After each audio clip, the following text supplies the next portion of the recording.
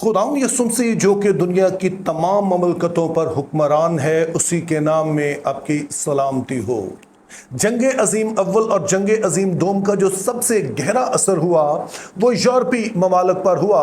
उसका सबब यह है कि इन जंगों के दौरान ना सिर्फ यूरोप में बहुत सारा माली नुकसान हुआ, बल्कि एक बड़ी तादाद में इंसानी जानें भी ज़ाया हुई, जिनमें बहुत सारे मर्द हज़रात भी शामिल थे। और दरअसल ये एक बहुत बड़ा फैक्टर था जिसके सबब से मुख्तलिफ जो ममालिक थे जहाँ पर यूरोपी ममालिक का कब्ज़ा था वो आज़ाद हुए, जैसे इंडिया और पाकिस्तान हैं। लेकिन बात यहाँ ख़त्म नहीं हुई, क्योंकि उसके बाद उन्हें अपने मुल्क चलाने के लिए भी अफरादी कुव्वत की, लोगों की ज़रूरत थी। चूँकि उनके पास अदारे तो मौजूद थे, मुल्क मौजूद था, खुली डुली जगह थी, लेकिन उनके पास इतने लोग नहीं थे। तो फिर उन्होंने पॉलिसी शुरू की कि दूसरे ममालिक जो है जहाँ पर पहले उनका कब्ज़ा था वहाँ से लोगों को लाकर अपने मुल्कों में आबाद किया जाए। और इसी दौरान इंसानी हकूक़ की तहरीकें वहाँ पर शुरू हुई, जिसका मतलब ये था कि जो भी लोग आए हैं, जहाँ से भी आए हैं, उनको ना सिर्फ हकूक़ दिए जाएं, बल्कि फिर इसका उलट होने लगा कि वहाँ पर ऐसे कवानीन बनाए गए जो उनके अपने ही लोगों के खिलाफ थे। मिसाल के तौर पर आपने काफ़ी चर्चा सुना होगा रेसिज्म का, नस्ल परस्ती का, यानी कि अगर कोई सफ़ेद फार्म है, अगर कोई गोरा है, तो वो किसी स्याह फार्म के, किसी हबशी के खिलाफ या एशियाई मुल्क से जो लोग गए हैं उनके खिलाफ कोई बात नहीं कर सकता है। अब जाहिर है कि ये बड़ी अच्छी बात थी कि किसी की तहकीर ना की जाए, लेकिन इन कवानीन को यहाँ तक ले जाया गया कि अब जो ब्लैक्स हैं या एशियाई हैं वो तो उन वाइट्स के खिलाफ चाहे जो मर्जी कह ले तो वो रेसिज्म में नहीं आएगा, लेकिन अगर वाइट कुछ इनके खिलाफ कहते हैं तो वो रेसिज्म में आएगा। और फिर यही पैमाना दीगर मज़हब के बारे में भी देखने में आया कि क्रिश्चियनिटी के बारे में चाहे वहाँ पर जो मर्जी कहा जाए, किसी को कोई फर्क नहीं पड़ता है, उस पर कोई कानून लागू नहीं होता है। लेकिन जहां पर आपने किसी और मजहब के खिलाफ, अगर आपने इस्लाम के खिलाफ बोल दिया तो ये इस्लामोफोबिया है, अगर आपने जुडाइज्म के खिलाफ बोल दिया तो ये एंटीसेमिटिज्म है, हिंदुओं के खिलाफ बोल दिया तो ये हिंदू हेट में आ जाएगा।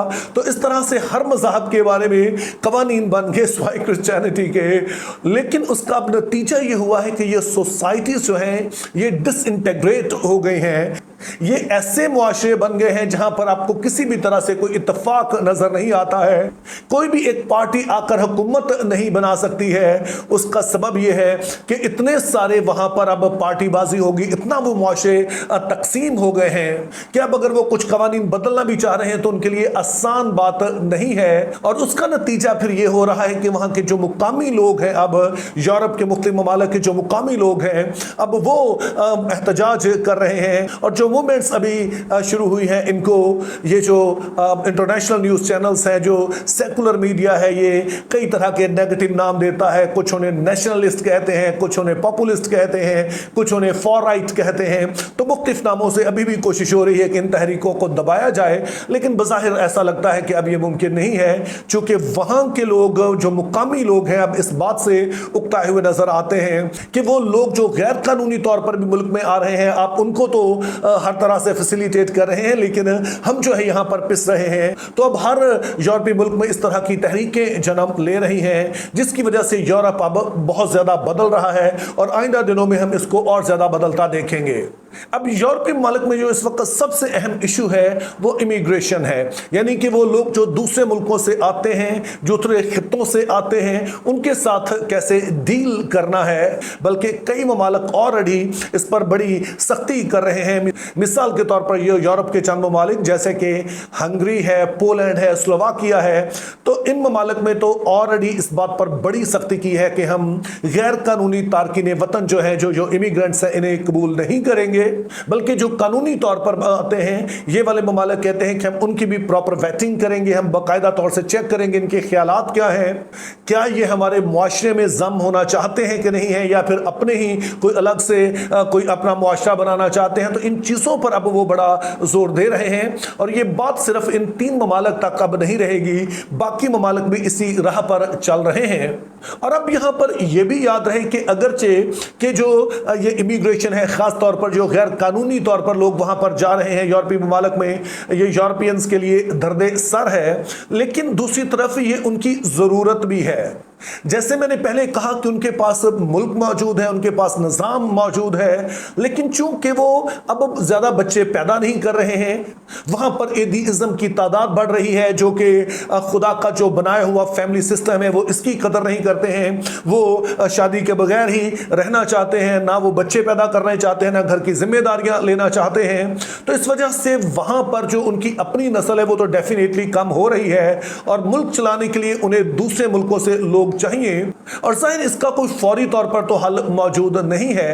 इसीलिए ये उनकी मजबूरी है कि वो दूसरे मुल्कों से लोगों को अपने मुल्क में बुलाएं। लेकिन अब वो चंद एक इकदाम उठा रहे हैं ताकि सांप भी मर जाए और लाठी भी ना टूटे।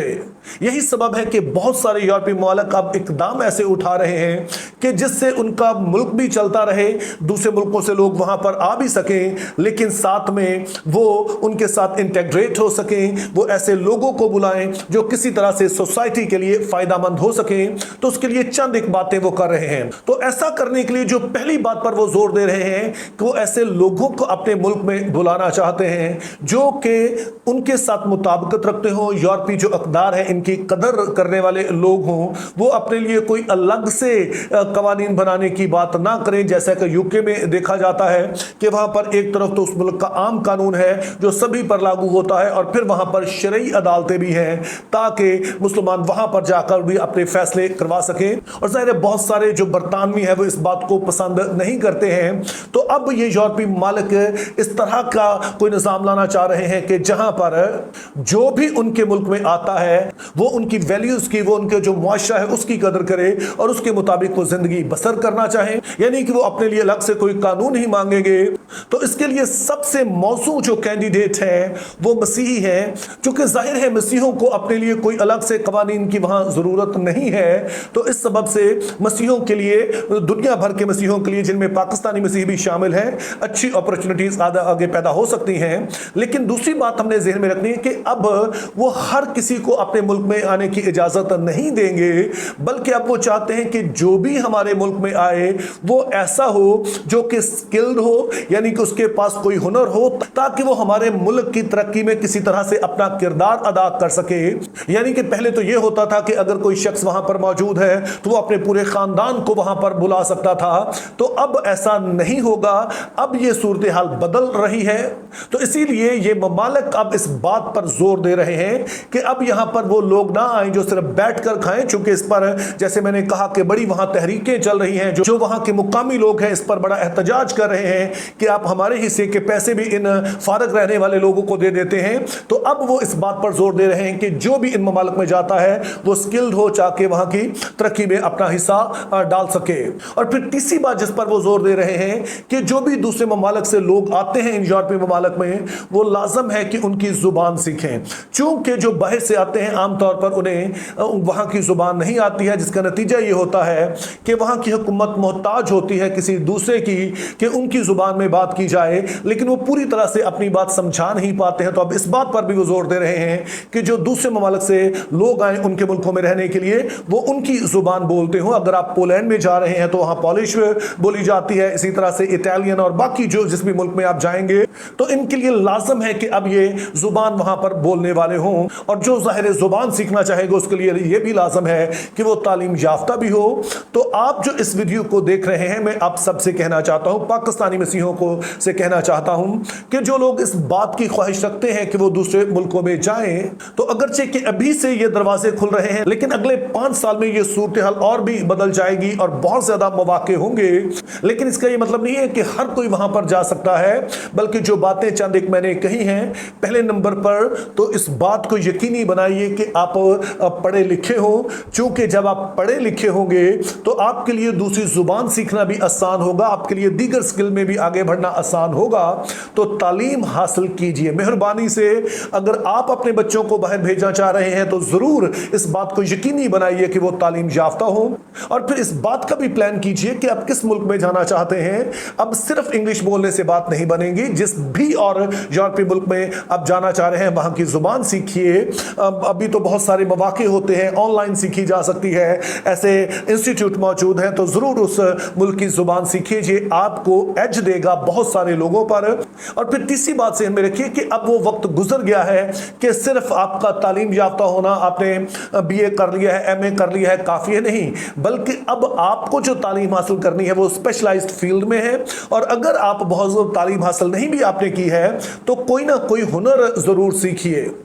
मेरे कहने का मतलब है, चाहे आप बहुत ज़्यादा तालीम याफ्ता हो, चाहे आप कम तालीम याफ्ता हो, या फिर आप एवरेज तालीम याफ्ता हो, अब उसके साथ कोई ना कोई हुनर सीखना लाजम है। और जाहिर है मसीही होने के नाते आपके लिए ये आसान है कि आप उन मुल्कों में इंटेग्रेट हो सकें। हम जहाँ पर भी रहते हैं मसीही जो हैं, जाहिर हम अपने लिए कोई अलग से कवानीन नहीं चाहते हैं, तो हमारे लिए कहीं पर भी रहना आसान है। तो इसीलिए आगे बहुत सारी अपॉर्चुनिटी पैदा होने वाली है। तो अगर आप भी ऐसा सोचते हैं कि आपने जाना है, तो जो यूरोप बदल रहा है इसका फायदा उठाइए, अभी से इसके लिए प्लान कीजिए। और फिर से मैं आपको बताऊं, स्किल सीखिए, तालीम हासिल करें, और उर्दू और इंग्लिश के अलावा कोई और जुबान भी सीखिए। यूरोपीय जो ममालिक हैं उनकी कोई जुबान सीखिए, तो आपके लिए वहां जाना कदरे आसान हो जाएगा। मेरी दुआ है कि खुदा आप सबके लिए नए दरवाजे खुले। Think biblically, live purposefully, have a very good day.